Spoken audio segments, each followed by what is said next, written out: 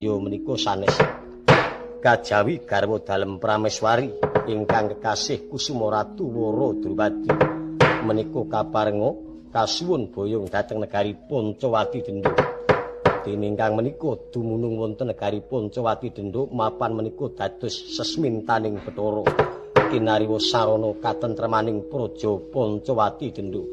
Bilih panjenengan maringaken kagungan pamundhut menapa minangka tumbasaning wanita.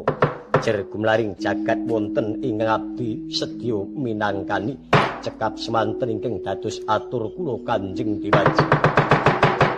Ningis-ningis pindha landheping Trisula.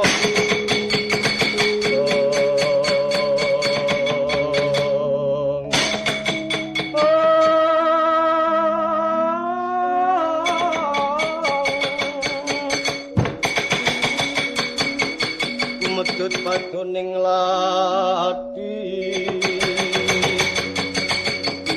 ketruk-ketruk siti bantala jojo bang mawinga-winga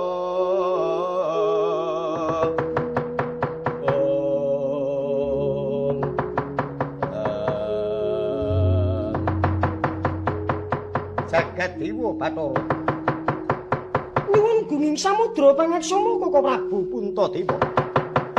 Nuwun kaparing rayi paduka. Munggel pangandikanipun Koko Prabu badhe wangsulan dhateng Anoman menika. Dimas Dewa ora wurung mengko dadi pasulayan Dimas. Dugi prayogi rayi paduka. Mboten-mbotenipun bilih badhe dados pasulayan. Mengko to Anoman. Sadurunge aku rembugan karo kowe akeh-akeh luwih dhisik aku bakal paring pambagya kanthi harja tekamu Praja Ngamarta. Nggih pangestunipun Raden boten manggih tunggal menapa keparing nyun priksa. Kalares menapa kelayan Dewaji Ngamarta saha sinten kekasih paduka. Mangertiya iki kadang taruna. Kaliyan Koko Prabu Puntadewa warujuning Pandhawa kekasih Kusdewa. Panjenengan kekasih Raden Istewa. Iya dasar nyata. Wonten wigatos kados pundi merpeki dumateng dasar kula. Bareng aku midhangetake kang dadi aturmu rumangsa kaya sinebit-sebit talinganku. Sumedya nglamar kang Mbok Ratu Dewi Wara Drupadi padha karo kowe nyilani dadane para satriya kadang Pandhawa. Mula kang saka iku, aku bakal paring keterangan marang kowe.